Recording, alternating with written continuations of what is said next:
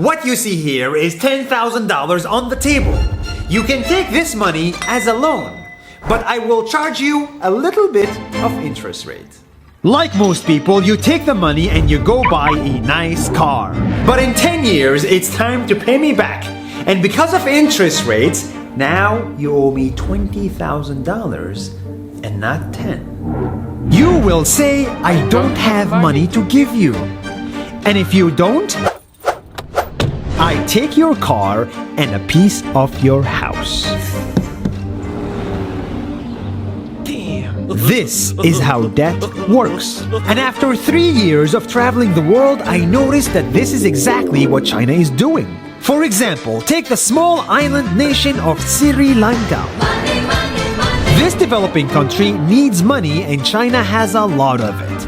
So Sri Lanka took billions of dollars in Chinese loans. It was easy money just there to be taken.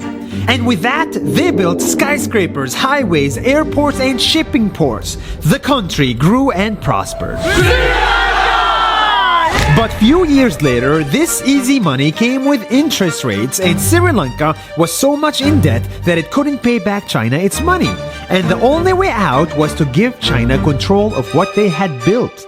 In other words, Sri Lanka lost a piece of its home to China because of debt. This is the Chinese money trap. And it's a real thing I saw all over the world. In Papua New Guinea, I saw $2 billion in loans given by the Chinese to build skyscrapers, infrastructures, and ports. But there is no way this remote developing country can pay it back or its interest rate, and the only way out is to give China control of the country.